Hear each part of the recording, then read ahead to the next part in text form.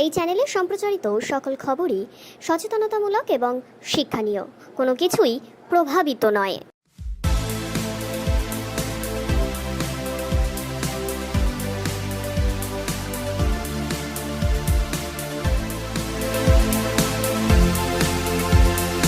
গভীর রাতে ঘুমিয়েছিল মেয়েটি, যেমনটা প্রতিদিন সে ঘুমাতো।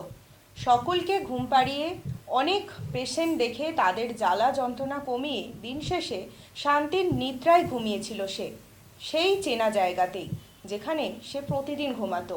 কিন্তু সেই ঘুমই শেষ ঘুম হলো তার। টু শব্দ করার আগেই মেরে ফেলা হলো তাকে।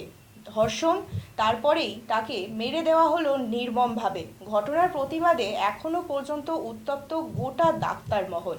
বিভিন্ন জায়গা থেকে উঠে আসছে প্রতিবাদ বিক্ষোভের ছবি।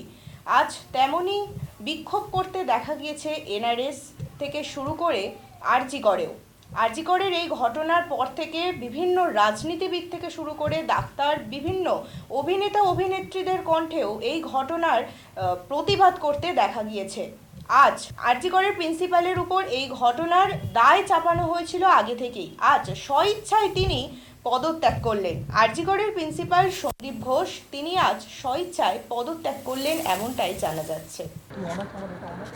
আমি আপনাদেরকে আরজি করে থাকতেই বলে এসেছিলাম যে আমি রেজিগনেশন দিচ্ছি। আমি স্বাস্থ্য ভবনে ডিএমই স্যারের সঙ্গে দেখা করে আমার রেজিগনেশন লেটার জমা দিয়ে গেলাম এবং বললাম যে আমি আজকে থেকে আর এই সার্ভিস, প্রিন্সিপাল তো নয় এবং এই সার্ভিসও থাকছি না। তাহলে এবার আপনি কি সরকারি চাকরি থেকেও পুরোপুরি ইস্তফা দিলেন? হ্যাঁ, আমি রেজিগনেশন লেটার সেটাই চাকরি থেকেই দিলাম। সরকারি চাকরি, প্রিন্সিপাল, প্রফেসর সব জায়গা থেকে রেজিগনেশন দিলাম, গভর্নমেন্ট অফ ওয়েস্ট বেঙ্গলের চাকরি। কিন্তু প্রশ্নটা হচ্ছে যে এইরকম একটা পরিস্থিতি তৈরি হলো কেন? দেখুন, আপনি যদি চিন্তা করেন, আপনারা বিগত 3-4 বছরের হিসাব দেখেন, দেখবেন আমি যখন আরজি করে ঢুকলাম, অ্যাকচুয়ালি আমি এর আগে তো এমএসবি ন্যাশনালে ছিলাম। সো আমার একটা চরিত্রগত বলতে পারেন সজাগ ইস্যু, যে কেউ চুরি করলে তাকে চোর বলি এবং তার ব্যবস্থা করি। কেউ যদি মিথ্যে কথা বলে তাকে মিথ্যেবাদী বলি, সোজা কথাটা আমি সোজাভাবে বলি। আর আপনারা দেখবেন স্পষ্টবক্তাদেরই সবসময় শত্রুটা বেশি হয়। তো আমি স্পষ্টবক্তা, আমি যা বলা সত্যি বলেছি। তবে হ্যাঁ, আমি সরকারি চাকরি করেছি, সরকারের যা যা নির্দেশ পালন করেছি। আমাকে যখনই স্পষ্টবক্তা হয়েছি তখনই আমাকে রং লাগিয়ে দেওয়া হয়েছে, রাজনৈতিক রং লাগিয়ে বলে দেওয়া হয়েছে যে ওই দলের হয়ে কাজ করছে, যেটা কিন্তু আমি একজন মানুষ হিসাবে আমি আমার কাজগুলো করেছি। আরজি করেও তাই।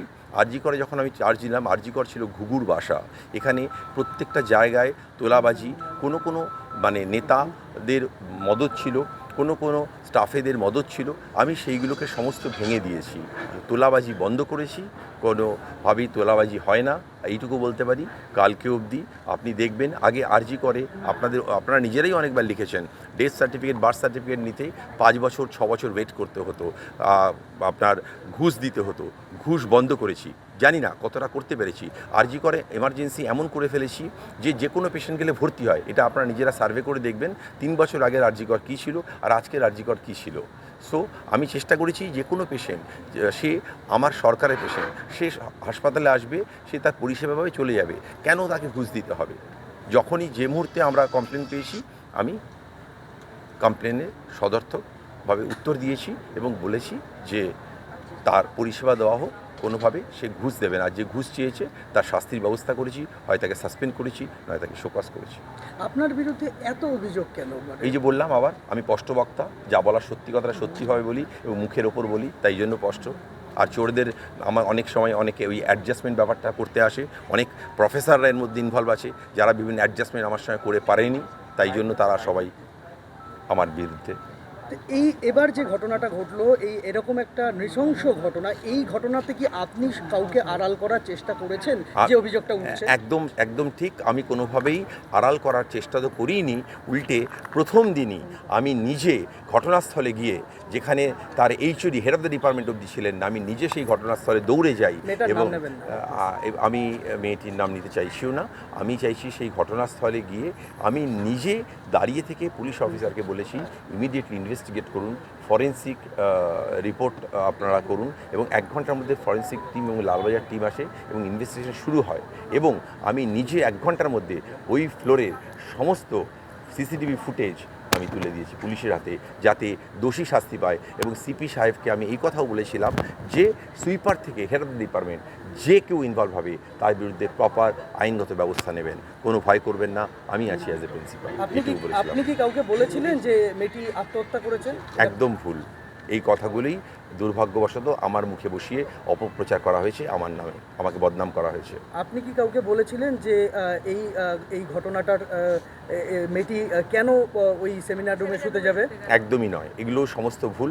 আপনারা আশা করি ভুল বলি এর কোনো সত্য যাচাই করতে পারবেন না, কারণ কোনো ভিডিও ক্লিপ, কোনো অডিও ক্লিপ, কোনো হোয়াটসঅ্যাপ কোথাও দেখাতে পারবেন না আমি এরকম কথা বলেছি। এবং আপনারা আরজিকর আন্দোলনের সময় দেখেছেন ছাত্রদের সঙ্গে আমার একটা ডিভিশন তৈরি করার চেষ্টা হয়েছে, সেখানেও আমার মুখে বিভিন্ন কথা বলা হয়েছে সন্দীপ, এবং এর মধ্যেও কিন্তু ছাত্রদেরও আপনি কিন্তু দেখবেন কোনো ছাত্র পলিটিক্যাল কালারের মধ্যে থেকে এই কাজগুলো করেছে। সুতরাং আমি পরিষ্কারভাবে বলছি, আমি কোনো অপপ্রচার বিরুদ্ধে এবং আমার সম্পর্কে যা সব অপপ্রচার করা হয়েছে তার আমি সমস্ত নস্যাৎ করছি। আমি এরকম কোনো কথা কোনোদিন বলিনি, বরঞ্চ আমি মেয়েটির প্রতি সহানুভূতিশীল, কারণ আমি তার বাবার মতো, তার বাবার যা কষ্ট আমারও একই কষ্ট হয়েছে, এইটুকু বলতে পারি। এত পড়ুয়া আপনারই ছাত্রছাত্রী তারা আপনার বিরুদ্ধে এরকম ক্ষোভে ফুঁসছে কেন? তার কারণ হচ্ছে পড়ুয়াদেরকে সেভাবে মোটিভেট করা হয়েছে, বোঝানো হয়েছে, তার দাদারা, তাদের বড় বড় সিনিয়র প্রফেসর, আমি তো বলেই দিলাম আগে যে অ্যাকচুয়াল ছাত্ররা খুব সাধারণ, ছাত্রদেরকে যেভাবে স্যারেরা বোঝান সেভাবেই বোঝেন, তো এখানেও তাই হয়েছে। ধন্যবাদ, থ্যাংক ইউ। পাশাপাশি আরজিকরের ঘটনার প্রতিবাদে আজ কর্মবিরতির ডাক দিয়েছেন এসএসকেএম হাসপাতালের ডাক্তাররা। আরজিকরের ঘটনা, আরজিকরের মহিলা ডাক্তারকে ধর্ষণ, পরবর্তীতে খুন, এই অভিযোগ যতদিন না প্রমাণ হচ্ছে এহেন বিক্ষোভ চলতে থাকবে, এমনটা এদিন বলতে শোনা যায় বিভিন্ন জুনিয়র ডাক্তার থেকে শুরু করে ডাক্তার মহলকে। আজ কর্মবিরতির ডাক দেওয়া হয়েছে এসএসকেএম হাসপাতালের ডাক্তারদের তরফ থেকে।